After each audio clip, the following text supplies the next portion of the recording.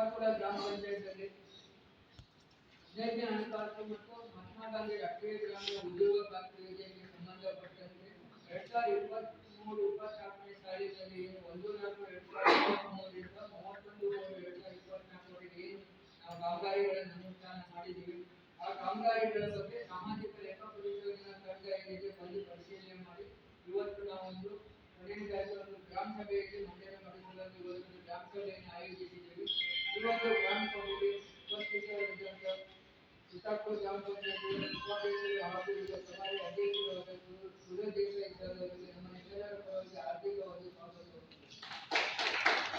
ಇವತ್ತಿನ ಈ ಒಂದು ಗ್ರಾಮ ಸಭೆಗೆ ಉಪಸ್ಥಿತರಿದ್ದು ನಮಗೆ ಒಂದು ಮೊದಲಧಿಕಾರಿಯಾಗಿ ಆಗಮಿಸಿ ಮಾರ್ಗದರ್ಶನ ನೀಡುವ ನಮ್ಮ ಅಕ್ಷರ ದಾಸೋಹ ತಾಲೂಕು ಪಂಚಾಯತ್ ಕಾರ್ಯದ ಸಹಾಯಕ ನಿರ್ದೇಶಕರಾದ ಸುರೇಶ್ ಬಾಪರ್ ಸರ್ ಅವರಿಗೆ ನಮ್ಮ ನಿಮ್ಮೆಲ್ಲರ ಪರವಾಗಿ ಹಾರ್ದಿಕವಾಗಿ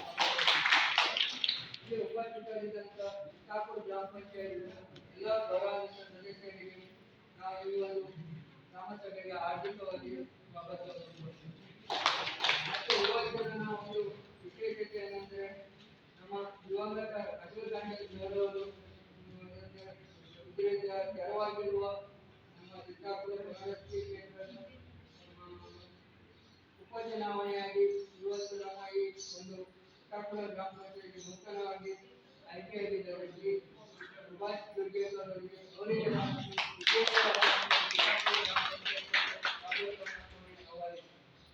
ಮತ್ತೆ ಇವತ್ತಿನ ಈ ಒಂದು ಸಭೆಗೆ ಉಪಸ್ಥಿತರಿದ್ದಂಥ ಎಲ್ಲ ಸಂಘ ಸಂಸ್ಥೆಗಳ ಪದಾಧಿಕಾರಿಗಳಿಗೂ ಹಾಗೂ ಎಸ್ಎಸ್ಜಿ ಗ್ರೂಪ್ನವರಿಗೂ ಹಾಗೂ ನಮ್ಮ ನರೇಗಾ ಕೂಲಿಕಾರರಿಗೂ ಹಾಗೂ ಮತ್ತೆ ನಮ್ಮ ಈ ಏನು ಫಲಾನುಭವಿಗಳಿರ್ತಾರೆ ವಿವಿಧ ಯೋಜನೆಗಳಲ್ಲಿ ಹಾಗೂ ನಮ್ಮ ತಾಲೂಕಾ ವ್ಯವಸ್ಥಾಪಕರು ಸಾಮಾಜಿಕ ಲೆಕ್ಕ ಪರಿಶೋಧನೆ ಉಪಸ್ಥಿತರಿದ್ದ ಅವರಿಗೂ ಹಾಗೂ ಅವರ ತಂಡದವರಿಗೂ ಉಪಸ್ಥಿತರಿದ್ದಂಥ ಎಲ್ಲ ನಮ್ಮ ಗ್ರಾಮ ಪಂಚಾಯತಿ ಅಧಿಕಾರಿ ಸಿಬ್ಬಂದಿಯವರಿಗೂ ಎಲ್ಲ ಇಲಾಖಾ ಅಧಿಕಾರಿಗಳಿಗೂ ಈ ಒಂದು ಗ್ರಾಮ ಸಭೆಗೆ ಸ್ವಾಗತವನ್ನು ಕೋರಿ ಸಭಾಧ್ಯಕ್ಷರ ಅನುಮತಿ ಮೇರೆಗೆ ನಾವಿಂದ ಮುಂದಿನ ಒಂದು ಸಭೆಯನ್ನು ಪ್ರಾರಂಭಿಸ್ತಾ ಇದ್ದೀವಿ.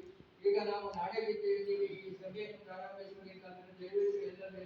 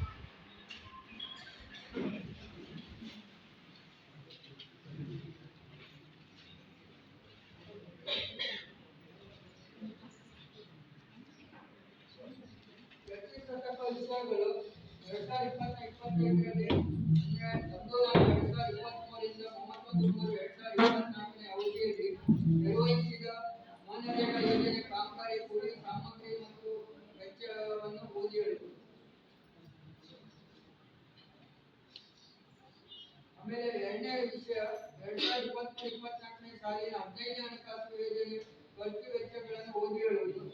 ಹಾಗೂ ಮೂರನೇ ವಿಷಯ ನರೇಗಾ ಮತ್ತು 15ನೇ ಹಣಕಾಸು ಸಂಬಂಧಿತ ಚರ್ಚಿತವಾದ ವಿಷಯಗಳು. ನಾಲ್ಕನೇ ವಿಷಯ ಅಧ್ಯಕ್ಷರ ಅನುಮತಿ ಮೇರೆಗೆ ಬರಬಹುದಾದ ಇತರೆ ವಿಷಯಗಳು.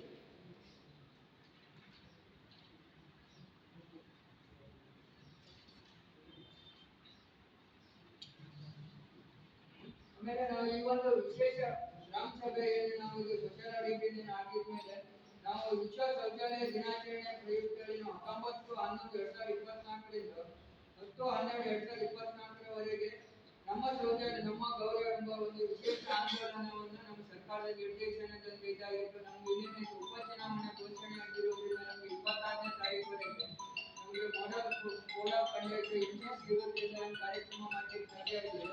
ಅದಕ್ಕಾಗಿ ಅದು ಒಂದು ವಿಷಯವನ್ನು ನಾವು ಈ ಸಭೆ ಆದಮೇಲೆ ನಾವು ವಿಷಯವನ್ನು ಚರ್ಚೆ ಮಾಡಲಿದ್ದೀವಿ.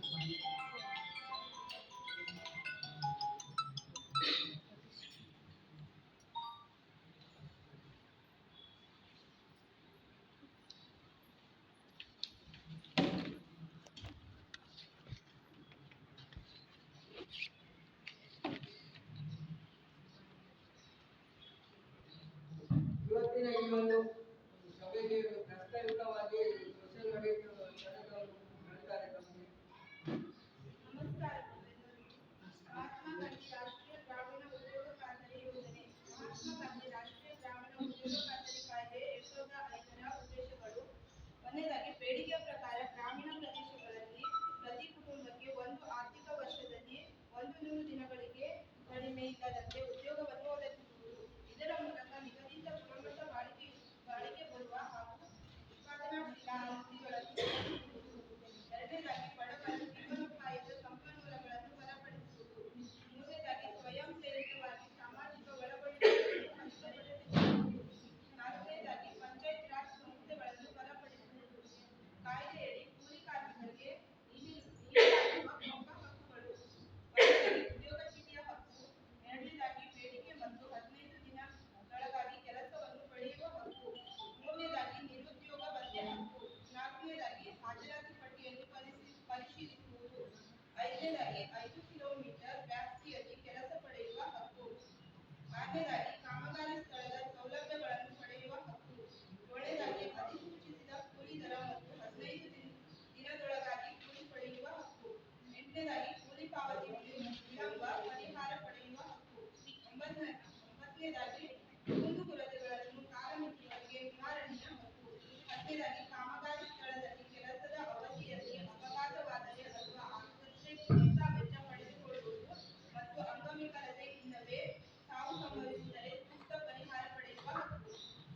ಯೋಜನೆಯ ಕಾರ್ಯಾಚರಣೆ ಮಾರ್ಗಸೂಚಿ 2013 4ನೇ ಆವೃತ್ತಿ ಅನುಸೂಚಿ 1ರಂತೆ ಕಾಮಗಾರಿಯ ಪ್ರವರ್ಗಗಳು. ಯೋಜನೆಯಲ್ಲಿ 4 ಮುಖ್ಯ ಪ್ರವರ್ಗಗಳಲ್ಲಿ 22 ಉಪ ಪ್ರವರ್ಗಗಳಿಂದ 260 ಅನುಮತಿಸಲ್ಪಟ್ಟ ಕಾಮಗಾರಿಗಳನ್ನು ಗುರುತಿಸಲಾಗಿದೆ. ಸ್ಥಳೀಯ ಅವಶ್ಯಕತೆಗೆ ಅನುಗುಣವಾಗಿ ಯೋಜನೆಯ ಅನುಷ್ಠಾನದ ಪ್ರವರ್ಗದಲ್ಲಿ ಆಯ್ಕೆ ಮಾಡಿಕೊಳ್ಳಬಹುದಾಗಿದೆ. 4 ಮುಖ್ಯ ಪ್ರವರ್ಗಗಳು ಈ ಪ್ರವರ್ಗಗಳು: ಪ್ರವರ್ಗ ಎ ನೈಸರ್ಗಿಕ ಸಂಪನ್ಮೂಲಗಳ ನಿರ್ವಹಣೆಗೆ ಸಂಬಂಧಿಸಿದ ಲೋಕೋಪಯೋಗಿ ಕಾಮಗಾರಿಗಳು. ಪ್ರವರ್ಗ ಬಿ ದುರ್ಬಲ ವರ್ಗದವರಿಗೆ ವೈಯಕ್ತಿಕ ಮತ್ತು ಸಮುದಾಯ ಆಸ್ತಿಗಳ ನಿರ್ಮಾಣ. ಪ್ರವರ್ಗ ಸಿ ರಾಷ್ಟ್ರೀಯ ಗ್ರಾಮೀಣ ಜೀವನೋಪಾಯ ಅಭಿಯಾನದ ಸ್ವಸಹಾಯ ಗುಂಪುಗಳು ಒಳಗೊಂಡಂತೆ ಸ್ವಸಹಾಯ ಗುಂಪುಗಳಿಗೆ ಮೂಲಭೂತ ಸೌಲಭ್ಯಗಳನ್ನು ಒದಗಿಸುವುದು. ಪ್ರವರ್ಗ ಡಿ ಗ್ರಾಮೀಣ ಮೂಲಭೂತ ಸೌಲಭ್ಯಗಳು. ನಮಸ್ಕಾರ. ಎಲ್ಲರಿಗೂ ನಮಸ್ಕಾರ.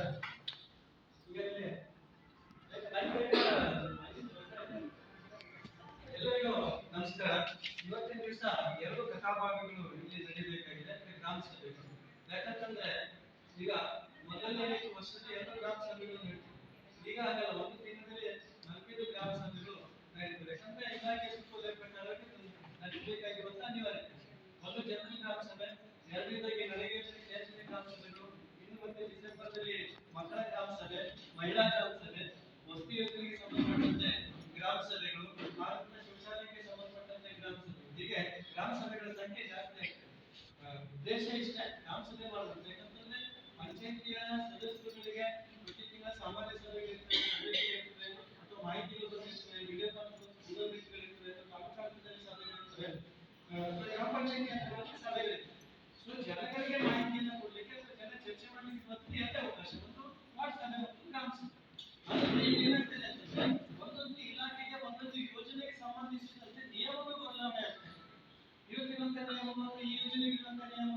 ಮತ್ತೊಂದು ಯೋಜನೆ ಬಂದಂತ ನಿಯಮಗಳು ಬದಲಾವಣೆ ಆಗ್ತಾ ಇರ್ತದೆ. ಅದನ್ನ ಜನಗಳಿಗೆ ತಲುಪಲಿಕ್ಕೆ, ಜನಗಳಿಗೆ ಮಾಹಿತಿ ಕೊಡ್ಲಿಕ್ಕೆ ಇರುವಂತ ಅವಕಾಶವೇ ಗ್ರಾಮ ಸಭೆ.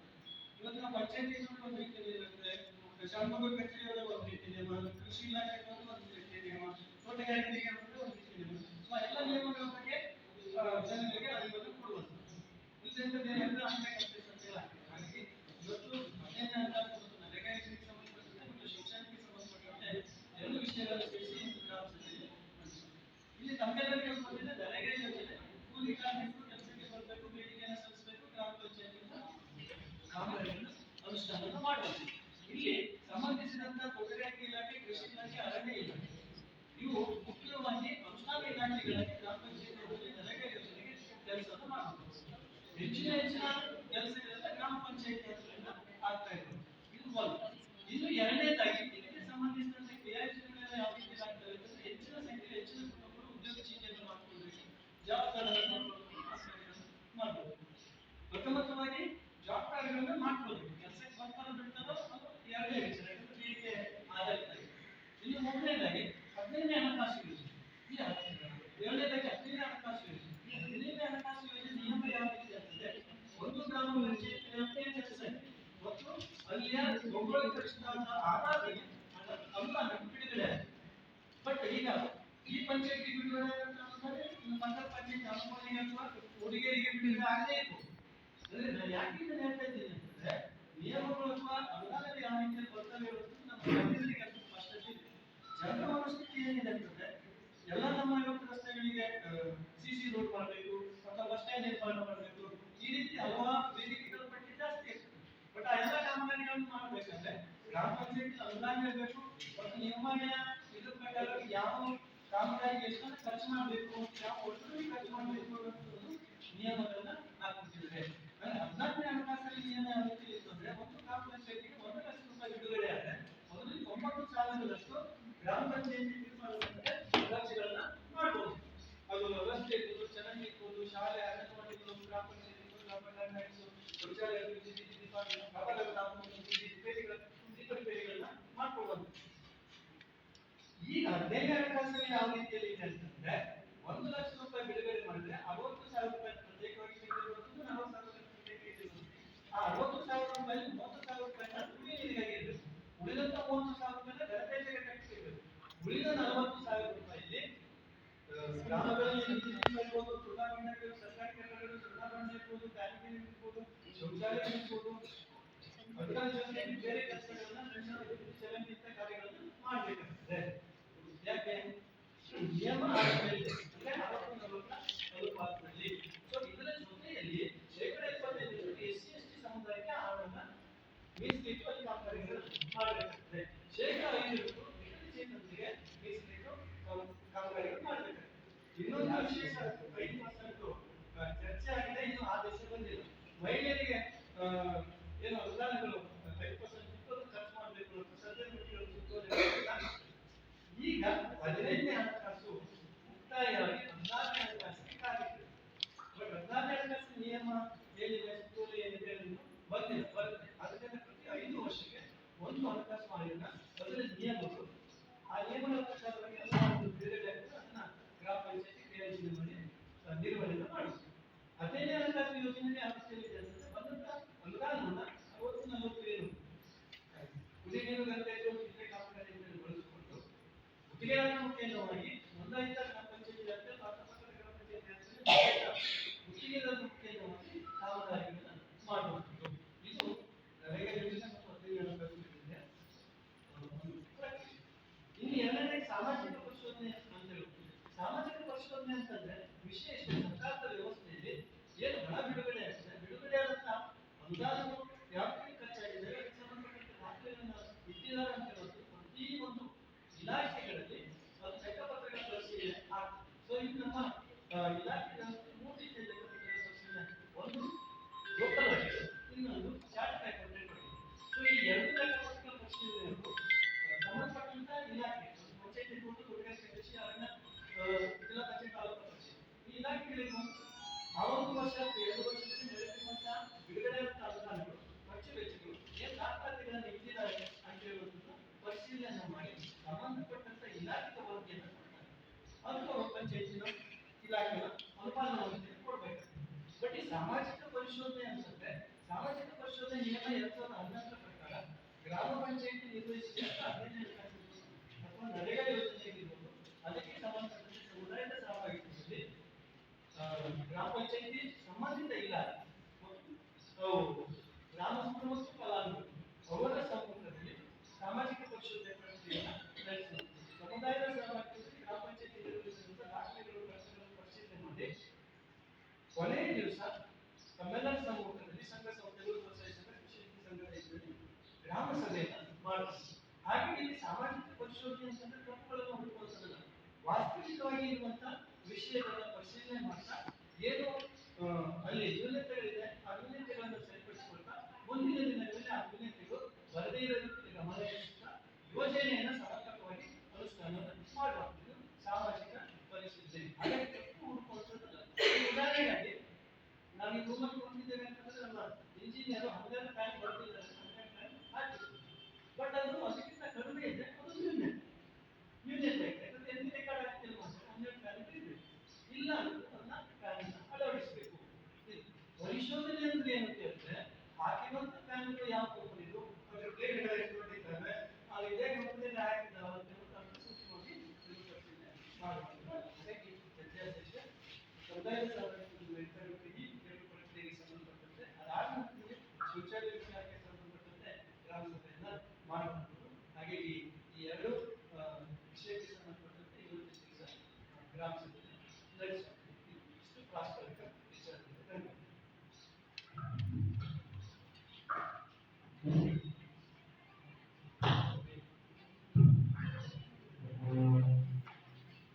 ಈಗೇನು ಸಾಮಾಜಿಕ ಪರಿಶೋಧನೆ ನಾವು ಪ್ರಕ್ರಿಯೆ ಮಾಡ್ತೀವಿ, ಅದರಲ್ಲಿ ನಮ್ಮ ಒಂದು ಏನಂತ ಈಗ ಸರ್ ಹೇಳಿದಾಗ ನ್ಯೂನತೆಗಳು ಆಕ್ಷೇಪಣೆಗಳು ಏನು ಬರ್ತವೆ ಅವನ್ನ ಪಟ್ಟಿ ಮಾಡಿ ನಮ್ಮ ತಾಲೂಕಾ ಪಂಚಾಯತಿಗೆ ವರದಿ ಕೊಡ್ತಾರೆ.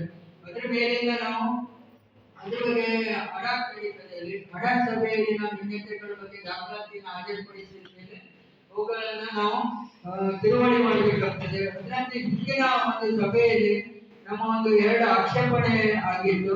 ಆ ಆಕ್ಷೇಪಣೆ ಈಗ ನಾವು ಅಡಾಕ್ ಸಮಿತಿ ಸಭೆಯಲ್ಲಿ ದಾಖಲೆ ಹಾಜರುಪಡಿಸಿ ಅದನ್ನ ಅಡಾಕಲ್ಲಿ ತಿಳುವಳಿ ಮಾಡಿದ ನಂತರ ನಾವು ಮತ್ತೆ ಮುಂದಿನ ಹಂತ ಅಂತ ಹೇಳಿ ಸೊಸೈಟಿ ಗ್ರಾಮ ಸಭೆಯ ಅನುಮೋದನೆಯೊಂದಿಗೆ ಮುಂದಿನ ಪ್ರಕ್ರಿಯೆ ಮಾಡಬೇಕಾಗಿದ್ದು 22-23ನೇ ಸಾಲಿನಲ್ಲಿ 14 ಬಚ್ಚಲುಗೊಂಡಿ ಮಾಡಿದ್ದಕ್ಕೆ ನಾಮಫಲಕ ಅಳವಡಿಸಿದಾಗ ಆಕ್ಷೇಪಣೆ ಆಗಿತ್ತು.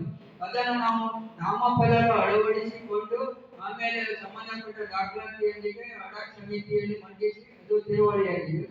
ಮತ್ತೆ ಇನ್ನೊಂದು ಅರಣ್ಯ ಇಲಾಖೆ ಕಾಮಗಾರಿ ಒಂದು ನಡೆದಿತ್ತು. ಅದರಲ್ಲಿ ಕಡತ ಹಾಜರುಪಡಿಸಿದ 1,46,775 ರೂಪಾಯಿ ಆಕ್ಷೇಪಣೆ ಇಟ್ಟಿದ್ದು. ಅದನ್ನ ಈ ಮುಂದಿನ ಈಗ ಏನ್ ನಾವು ತೆಗೆದಿರ್ತದೆ ಪರಿಶೋಧನೆ ಅದರಲ್ಲಿ ಸದರಿ ಕಡತವನ್ನು ಹಾಜರುಪಡಿಸಿದ್ರಿಂದ ಅದು ನಮ್ಮ ಆಕ್ಷೇಪಣೆಯನ್ನು ತಿಳುವಳಿಯಾಗಿರುತ್ತದೆ. ಈ 2 ಆಕ್ಷೇಪಣೆಗಳು ತಿಳುವಳಿಯಾಗಿರುವುದರಿಂದ ಈ ಒಂದು ಗ್ರಾಮ ಸಭೆಯಲ್ಲಿ ನಾವು ಮಂಡಿಸ್ತಾ ಇದ್ದೀವಿ.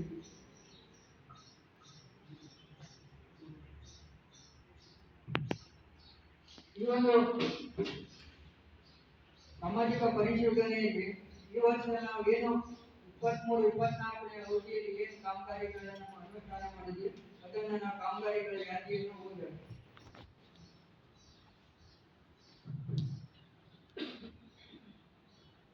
ಎಲ್ಲರಿಗೂ ನಮಸ್ಕಾರ. ಕಾಮಗಾರಿ ವಿವರಗಳನ್ನು ಓದಿ ಹೇಳ್ತೇನೆ.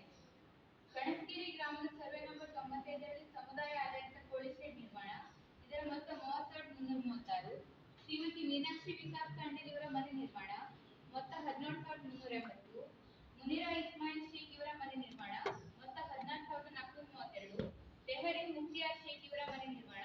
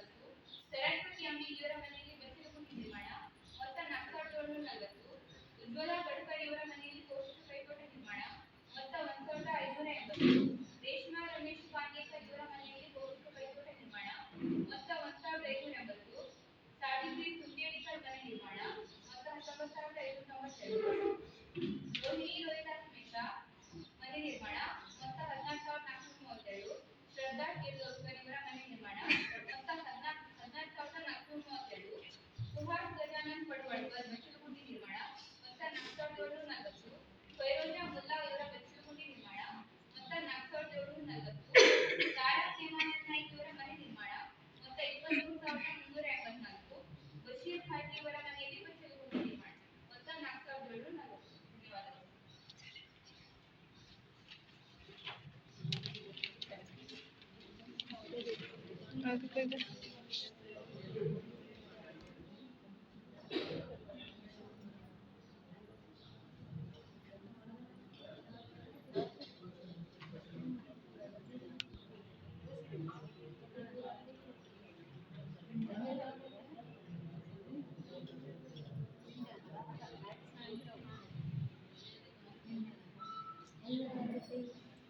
15ನೇ ಹಂತಕ್ಕೆ ಸಂಬಂಧಪಟ್ಟಂತೆ ಅನುದಾನದ ಮಾಹಿತಿಯನ್ನು ನಾವು 23, 24ನೇ ಸಾಲಿನಲ್ಲಿ ನೋಡ್ತಾ ಇದ್ದೀವಿ.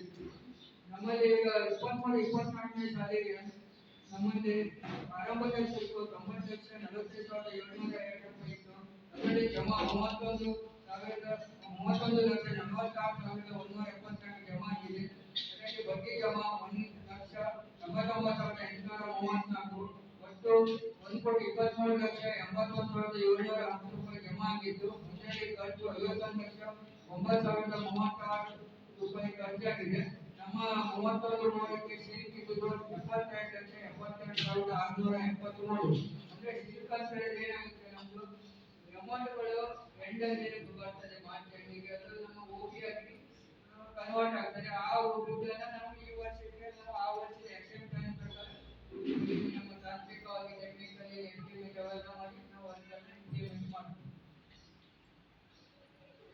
ಇದಕ್ಕೆ ನರೇಗಾ ಯೋಜನೆ ಮತ್ತು 15ನೇ ಹಣಕಾಸಿನ ಸಂಬಂಧಪಟ್ಟಂತೆ ಮಾಹಿತಿಗಳು, ಚರ್ಚೆಗಳು, ವರದಿಗಳು ಏನಾದ್ರು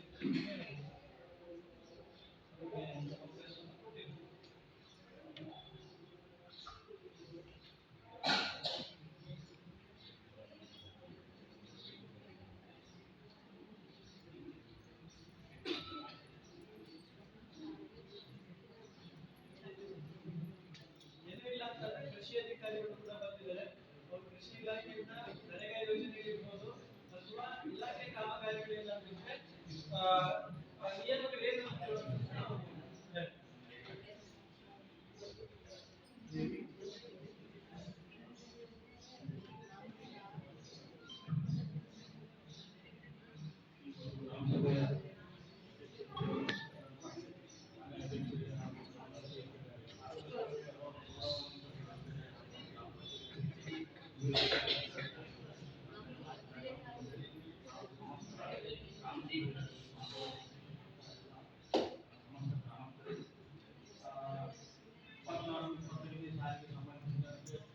ನಮ್ಮ ಕೃಷಿ ಇಲಾಖೆಗೆ ಯಾವುದೇ ಕ್ರಿಯೆ ಯೋಜನೆ ತಾಲೂಕು ಪಂಚಾಯತ್ ವತಿಯಿಂದ ಅನುಮೋದನೆ ಆಗಿ ಬಂದಿರುವುದಿಲ್ಲ. ಇನ್ನು ಮುಂದೆ ಅನುಮೋದನೆ ಆಗಿರುವಂಥ ಕ್ರಿಯಾ ಯೋಜನೆಯನ್ನು ನಾವು ಯಾವ ರೈತರ ಯಾವ ಕ್ರಿಯಾ ಯೋಜನೆ ಅನುಮೋದನೆ ಆಗಿ ಬಂದರೆ ನಮ್ಮ ಇಲಾಖೆ ವತಿಯಿಂದ ಅವರಿಗೆ ನಾವು ಕಾರ್ಯಕ್ರಮವನ್ನು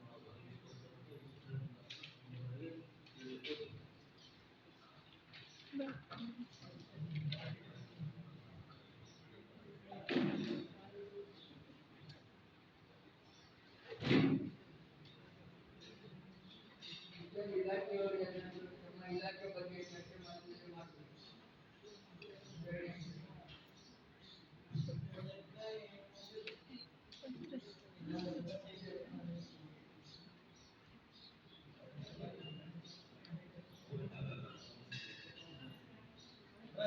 ನರೇಗಾ ಯೋಜನೆಯಲ್ಲಿ ಮಾಹಿತಿ ಇದ್ರೆ ಇಲಾಖೆ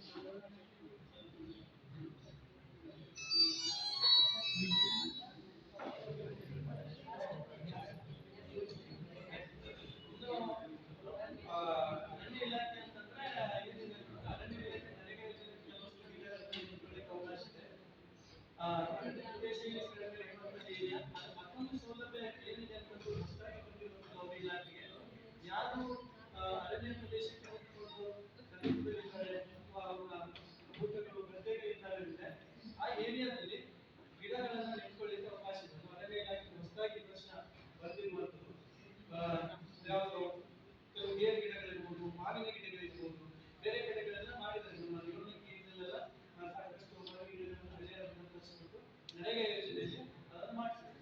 ಅಂದ್ರೆ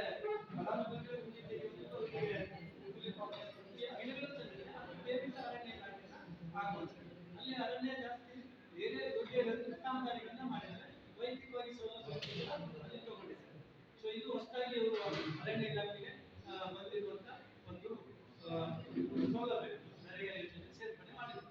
ಇನ್ನು ತೋಟಗಾರಿಕೆ ಇಲಾಖೆಗೆ ಸಂಬಂಧಪಟ್ಟಂತೆ ಈ ಭಾಗದಲ್ಲಿ ಯಾವ್ದಾದ್ರು ಮೇಲ್ಪಟ್ಟು ಜಾಗ ಇದ್ರೆ ಅಲ್ಲಿ ಅಡಿಕೆ ತೋಟ ಮತ್ತು ತೆಂಗಿನ ತೋಟಗಳನ್ನ ಮಾಡ್ಕೊಳ್ಳಿಕ್ಕೆ ಅವಕಾಶ ಇದೆ ನರೇಗಾ ಯೋಜನೆ. 15 ಗುಂಟೆ ಮೇಲ್ಪಟ್ಟಿರ್ಬೇಕು. ಇಲ್ಲಿ ಕೆಲವರು ಕೇಳ್ತಾರೆ ಅವ್ರ ಚಾರ್ಜ್ ಅಂತ ಕೇಳುವವರಿಗೆ ಅವರಿಗೆ 4,500 ರೂಪಾಯಿ ವೆಚ್ಚದಲ್ಲಿ ಒಂದು ಆಡಿಯೋ ಚಾಟ್ ಗಿಡಗಳನ್ನ ನೆಟ್ಕೊಳ್ಳಿಕ್ಕೆ ಅವಕಾಶಗಳು ಇದ್ದಾವೆ. ಸಣ್ಣ ಜಾಗ ಇರುತ್ತೆ, ಒಂದು 5-6 ಜಾತಿ ಗಿಡಗಳನ್ನು ಅವಕಾಶಗಳು ಇದ್ದಾವೆ. ಇಷ್ಟು ನರೇಗಾ ಯೋಜನೆ ಮಾಡುತ್ತದೆ. ಉಳಿದಂತೆ ನರೇಗಾ ಯೋಜನೆ ಕೆಲಸ ಮಾಡಲಿಕ್ಕೆ 15ನೇ ಹಣಕಾಸು ಯೋಜನೆ ಕೆಲಸ ಮಾಡಲಿಕ್ಕೆ ನರೇಗಾ ಯೋಜನೆ ಕೆಲಸ ಮಾಡಿ ಕೂಲಿ ಕಾರ್ಮಿಕರು ಕೊಟ್ಟರು ಅವ್ರು ನಿಜ ಮಾಡ್ತಾರೆ. 15ನೇ ಹಣಕಾಸು ಯೋಜನೆಯಲ್ಲಿ ಕೆಲಸ ಮಾಡಲಿಕ್ಕೆ ಅದು ಕಾಂಟ್ರಾಕ್ಟ್ ಮುಖಾಂತರವಾಗಿ ಕೆಲಸ ಮಾಡಬೇಕು. ನೇರವಾಗಿ ಹಣ ಕಾಂಟ್ರಾಕ್ಟ್ ಜಮಾ ಆಗಿರುತ್ತೆ. ಇವಿಷ್ಟು ವಿಚಾರಗಳು ಇವತ್ತಿನ 2 ದಿವಸದ ಸಭೆ. ಆನಂತರ ಇಲ್ಲಿ ನಾವು 2 ಯೋಜನೆಗೆ ಸಂಬಂಧಪಟ್ಟಂತೆ ದಾಖಲಾತಿಗಳನ್ನ ಪರಿಶೀಲನೆ ಮಾಡಿದಾಗ ಒಂದು ಗುಣಾತ್ಮಕ ಅಂಶಗಳು ಅಂತಂದ್ರೆ ನರೇಗಾ ಯೋಜನೆಗೆ ಸಂಬಂಧಪಟ್ಟಂತೆ ಹಲವಾರು ಫೋಟೋಗಳನ್ನ ಹಂಚಿರುವಂತಿದೆ.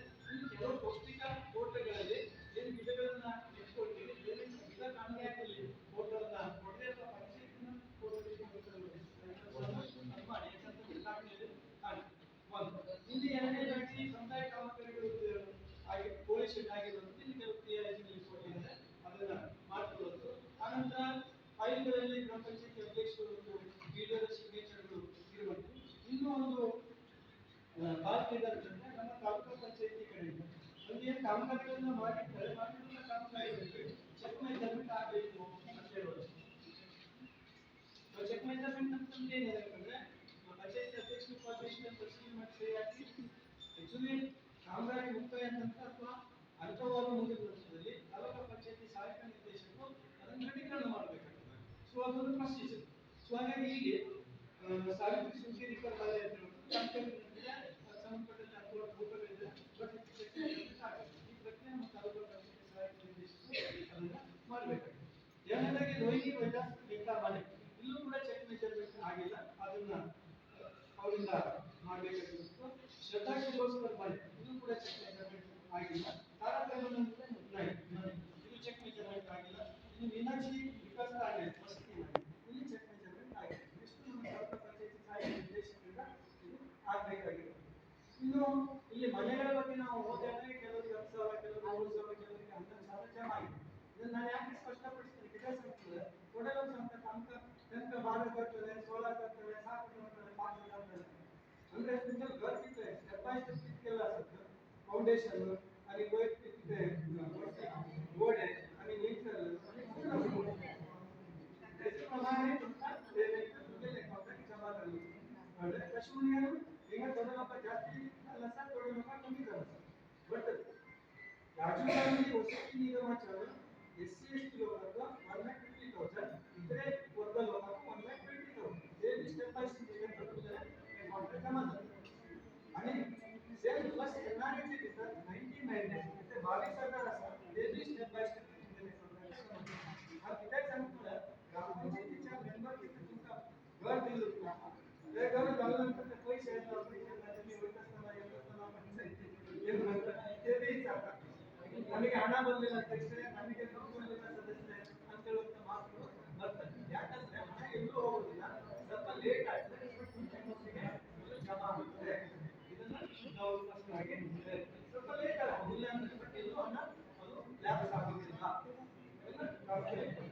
ಇನ್ನು 15ನೇ ಹಣಕಾಸು ಯೋಜನೆಗೆ ಸಂಬಂಧಪಟ್ಟಂತೆ ಇಲ್ಲಿ ನಾವು ಆಗಲೇ ಹೇಳಿದಾಗೆ ಕಾಂಟ್ರಾಕ್ಟ್ ಮುಖ್ಯವಾಗಿ ಮಾಡಬೇಕು.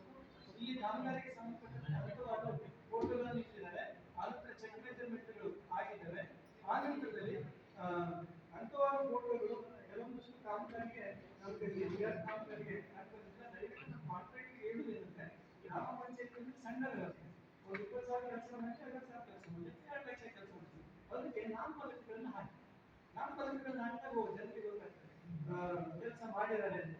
ಒಂದು ಸಂತೋಷದ ವಿಚಾರ ಅಂತಂದ್ರೆ ನಾವು ಕೆಲವು ಏರಿಯಾಗಳಿಗೆ ಹೋದಾಗ ಜನ ಹೇಳಿದ್ರು ಅರ್ಜುನ್ ಕೋಟೆ ಇರ್ಬೋದು ಅಥವಾ ಕನಸಗಿರಿ ಇರ್ಬೋದು, ಯಾಕಂತಂದ್ರೆ ನಮ್ಗೆ ರಸ್ತೆ ಮಾಡ್ಕೊಟ್ಟಿದ್ದಾರೆ, ರಸ್ತೆ ಆಗಿದೆ ಅಂತ ಹೇಳಿ. ಹಾಗಾಗಿ ನಾವು ಫೀಲ್ಡ್ ಹೋದಾಗ ಹೇಳಿರುವಂತದನ್ನ ನಾವು ಗ್ರಾಮ ಪಂಚಾಯತಿ ಸಭೆ ಹೇಳುವಂತ. ಹಾಗಾಗಿ ನೀವು ಸಭೆ ಬಂದು ನೀನೇ ಹೇಳಿ ಒಂದೊಬ್ಬರಿಗೆ ಧನ್ಯವಾದ ಹೇಳಕ್ಕಾಗ್ತದೆ. ಇಷ್ಟು ಜನ ಬಂದು ಕೆಲವು ಬಂದಿಲ್ಲ, ಬಟ್ ಅವ್ರ ಪರವಾಗಿ ನಾವು ಹೇಳ್ತಿದ್ದೆ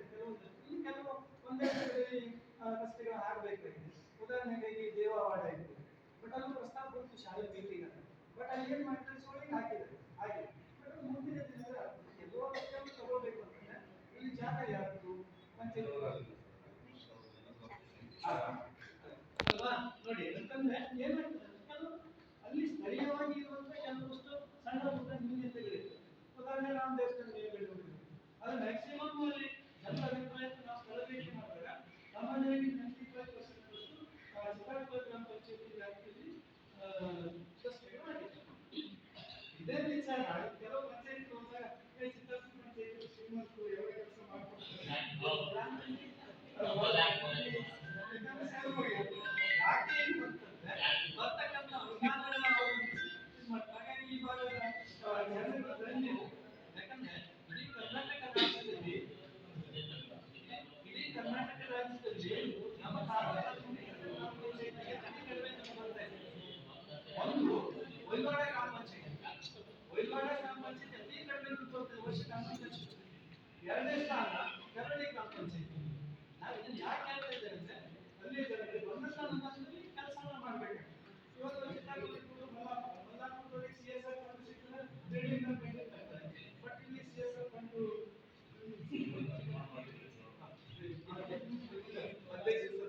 ಅಂದ್ರೆ ಈ ರೀತಿ ನಮ್ಮ ಹೋದ ಸಭೆಯಲ್ಲೇ ಶ್ರೀಮಂತ ಪಂಚಾಯತಿ ಎಲ್ಲ ಕೆಲಸಗಳು ಆಗ್ತಾ ಇದ್ದಾರೆ, ನಮ್ಮಲ್ಲೇ ಆಗ್ತಾ ಇದೆ. ಅನುದಾನ ಹೆಚ್ಚು ಮಾಡಬಹುದು, ನಿಯಮಗಳನ್ನ ಚೌಕಟ್ಟನ್ನು ಮಾಡಿದ್ದಾರೆ. ಹಾಗಾಗಿ ಜನರ ಪರವಾಗಿ ತಮ್ಮ ಪಂಚಾಯತಿಗೆ ನಾವು ಧನ್ಯವಾದಗಳನ್ನ ಹೇಳುವಂಥದ್ದು. ಹೇಳಿದಿಲ್ಲ ಅಧ್ಯಕ್ಷ ಹೇಳ್ತಾರೆ ಜನ ಎಲ್ಲ ಮಾಡ್ಕೊಡಿ ಅಂತ ಹೇಳ್ತಾರೆ, ಬಟ್ ಅಲ್ಲಿ ಮೂಲ ಸ್ಥಳೀಯವಾಗಿ ಕೆಲಸವನ್ನು ಪ್ರಾರಂಭ ಮಾಡಲಿಕ್ಕೆ ಹೋದಾಗ ಅಲ್ಲಿ ಅಜ್ಞಾತಗಳು ಬಂದು ಅಂದ್ರೆ ಕಷ್ಟ ಆಗ್ತದೆ. ಪಂಚಾಯತಿ ಕೆಲಸ ಪ್ರಾರಂಭ ಮಾಡಿ ಅದನ್ನೆಲ್ಲ ನೋಡಿಕೊಂಡು ಸರಿಪಡಿಸಿಕೊಂಡು ಸ್ಥಳೀಯವಾಗಿ ಅವರನ್ನ ವಿಶ್ವಾಸಕ್ಕೆ ತೆಗೆದುಕೊಂಡು ಕೆಲಸಗಳನ್ನ ಮಾಡಬೇಕು. ನಾವು ಆ ರೀತಿ ಮನವರಿಕೆ ಮಾಡಬೇಕು. ಇನ್ನು ಅದೇ 15ನೇ ಕ್ಲಾಸಿಗೆ ಸಂಬಂಧಪಟ್ಟಂತೆ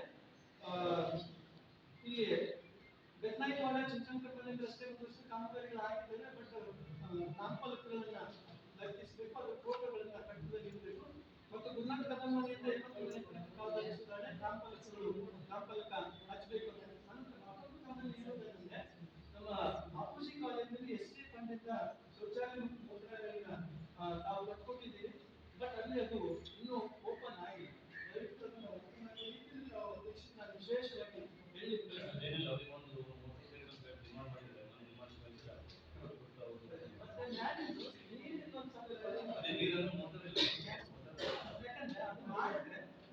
ಕೆಲಸಕ್ಕೆ ಅವರದ್ದು ಸಾಧ್ಯತೆ ನಮಗೆ ಕಂಡು ಈ ಸಭೆಯಲ್ಲಿ ನಾವು ಮತ್ತೊಂದು ನಾನು ಅದೇ ಹೇಳಿದ್ದೇವೆ ಇಲ್ಲಿ ನಾವು ಸಭಾಭವನ ಚೆನ್ನಾಗಿ ಬಟ್ ಇಲ್ಲಿ ನೋಡಿದಾಗ 9 ಕಾರ್ಯಗಳು ಮಾತ್ರ ಇದ್ದಾರೆ. 3 ಕಾರ್ಯಗಳನ್ನ ಅಂದ್ರೆ ಅದನ್ನ ಸಭಾಭವನ ಅಂತ ಹೇಳುವಂಥದ್ದು ನಮಗೆ ಕಂಡು ಬಂದಿರುವುದು. ಅಲ್ಲಿ ಎಲ್ಲಿಗೆ ಬೇಕಾದ್ರೂ ಮಾಡ್ತಾರೆ, ಬಟ್ ಗುತ್ತಿಗೆದಾರರು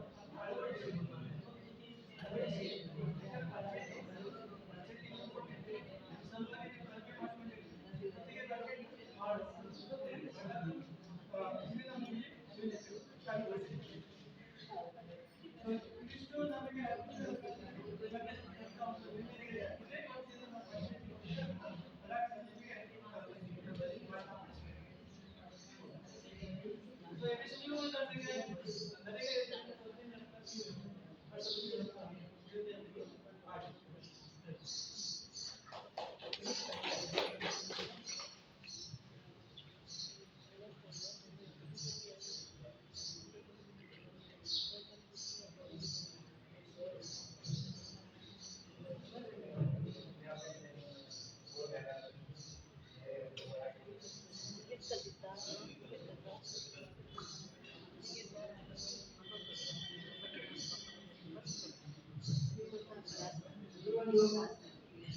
ಸಾಮಾಜಿಕ ಪರಿಸರದಲ್ಲಿ ಒಂದು ಸಭೆಯನ್ನು ಉದ್ದೇಶಿಸಿ ಅಧ್ಯಕ್ಷರು ಈ ಒಂದು ವ್ಯಕ್ತಿಯ ಕುರಿತು ತಮ್ಮ ಅನಿಸಿಕೆಗಳನ್ನು ವ್ಯಕ್ತಪಡಿಸಿದ್ದಾರೆ.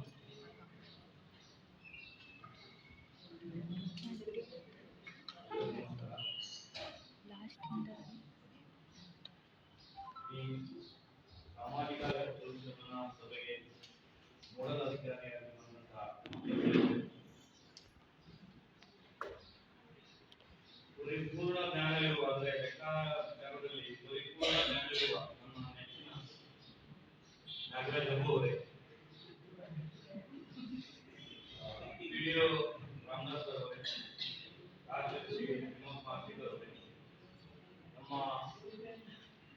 ಎಲ್ಲ ಪಂಚಾಯತ್ ಸದಸ್ಯರೇ, ಸ್ವಸಹಾಯ ಸಂಘದ ಸದಸ್ಯರೇ, ಪದಾಧಿಕಾರಿಗಳೇ, ನರೇಗಾ ಕೂಲಿಗಾರರೇ ಹಾಗೂ ಫಲಾನುಭವಿಗಳೇ, ಇವತ್ತು ನಾನು ಮೊದಲು ಏನಂತಿರೋದಂದ್ರೆ ಪಂಚಾಯತ್ ಅಂದ್ರೆ ಒಂದು ಕುಟುಂಬ. ಆ ಕುಟುಂಬದಲ್ಲಿ ನಮ್ಮ ಸದಸ್ಯರು ದೈವಾಧೀನರಾಗಿದ್ದು ಆ ಸ್ಥಾನದಲ್ಲಿ ಅವರದೇ ಒಂದು ರಿಲೇಷನ್ ಆದಂತಹ ಸುಭಾಷ್ ಸುದೀಪ್ ಅವರು ಆಗಿ ಬಂದಿದ್ದಾರೆ. ಅವರಿಗೆ ನಾನು ನನ್ನ ವೈಯಕ್ತಿಕ ಪರವಾಗಿ ಹಾಗೂ ಪಂಚಾಯತ್ ಪರವಾಗಿ ಹಾಗೂ ನಿಮ್ಮೆಲ್ಲರ ಪರವಾಗಿ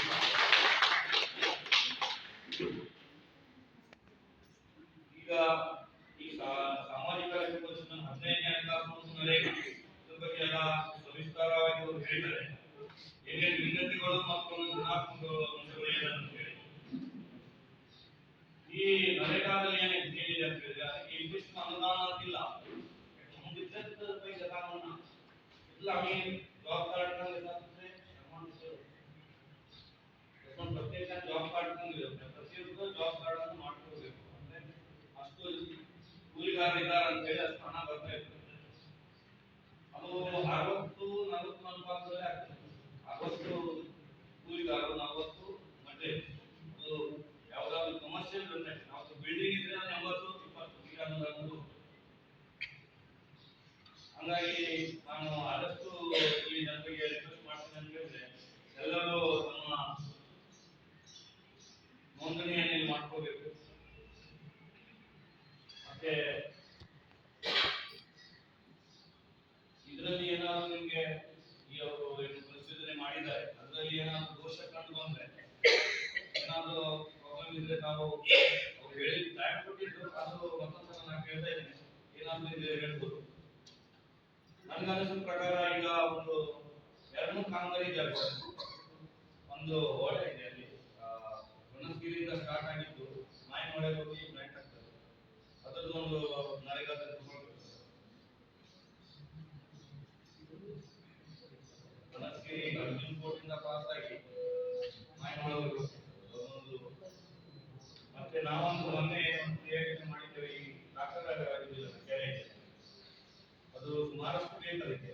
ಅದು ಅಂದ್ರೆ ಹೊಲಸಾಗ್ಬಿಟ್ಟಿದೆ, ಪೂರಾ ಕ್ಲೀನ್ ಮಾಡಿ ಅದನ್ನು ನರೇಗಾದಲ್ಲಿ ಹಾಕಬೇಕು. ಮತ್ತೊಂದ್ರೆ ಈಗ ಈ ನರೇಗಾದಲ್ಲಿ ಬರುವುದಿಲ್ಲ, ಜನರಲ್ ಆಗಿ ಹೇಳ್ತಾರೆ, ಜನರು ಇಷ್ಟಿದ್ದಾರೆ ಅಂತ ಹೇಳಿ ನಾನು ಹೇಳ್ತಾ ಇದ್ದೇನೆ.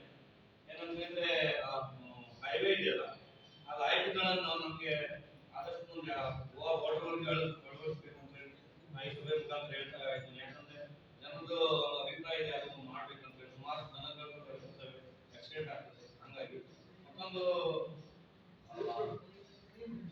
ನರೇಗಾದಲ್ಲಿ ಬರೋದಿಲ್ಲ ಅಂತ ಹೇಳಿ ನಾನು ಜನರು ಇದ್ದಾರೆ ಅಂತ ಹೇಳಿ ಹೇಳ್ತಾ ಇದ್ದಾರೆ. ಮತ್ತು ಸರ್ವಿಸ್ ರೋಡ್ ಇರಬೇಕು. ಮತ್ತೊಂದು ಅಂತ ಹೇಳಿದ್ರೆ ಈ ನಾಗ್ಪೌಂಡಲ್ಲಿ ಅಲ್ಲೊಂದು ಕ್ರಾಸಿಂಗ್ ಆಗ್ಬೇಕು ಅನ್ಸುತ್ತೆ ನನಗೆ. ಯಾಕಂದ್ರೆ ಅವರೆಲ್ಲ ರಾಂಗ್ ಸೈಡ್ ಬರ್ತಾ ಇದ್ದಾರೆ.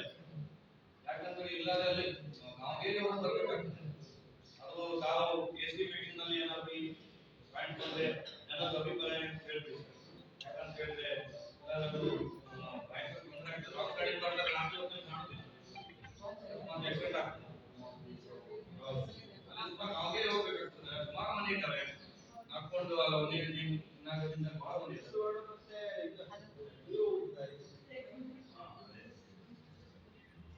ಈ ಮತ್ತೇನಾದ್ರು ನಾವು ಪ್ರಾಬ್ಲಮ್ ಇದ್ರೆ ಹೇಳಿ. ಈಗ ಮುಂದಿನ ಯಾವುದು ಶೌಚಾಲಯ ದಿನಾಚರಣೆ ಬಗ್ಗೆ ನಮ್ಮ ವಿಡಿಯೋ ಸರ್ವರ್ ಇತ್ತು. ಅದು ಅದರಿಂದ ಯಾವುದೇ ನಾವು ಮಾಡಬೇಕು